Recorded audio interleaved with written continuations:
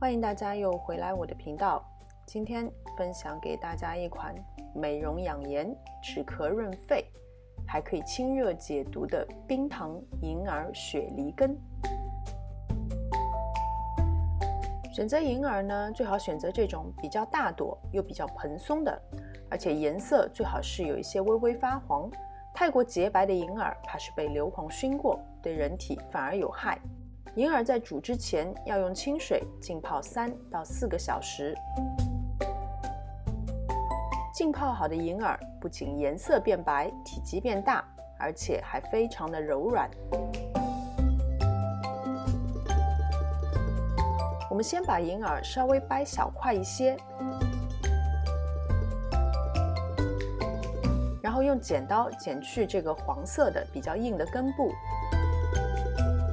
接着再继续把它们撕成你想要的大小。这些夹杂在叶片中的杂质就要用流动的自来水把它们全部清洗干净。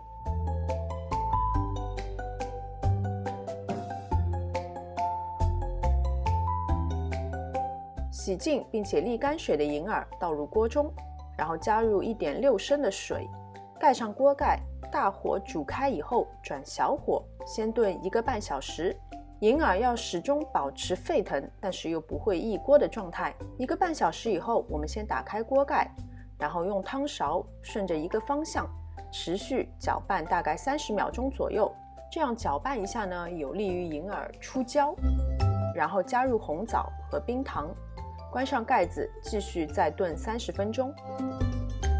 银耳根快要煮好的时候，我们来准备一个雪梨。雪梨去皮去核，再把它们切成小块，也可以不放梨，也是一锅很好喝的银耳羹。不过我们都知道，雪梨也是有润肺、降火、清热等功效，所以加在银耳羹里面可以事半功倍。不过雪梨不适合久煮，不然的话既没有甜味，又太过软烂，口感不怎么好。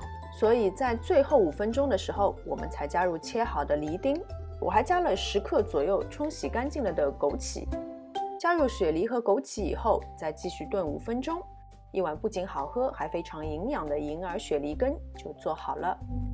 可以趁热就喝，也可以等到不烫了以后放进冰箱冷藏几个小时。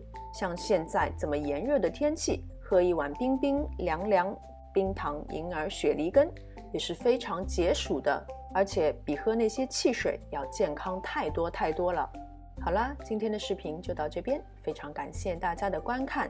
喜欢我的视频，请记得点赞、分享和关注我的频道。我们下次再见。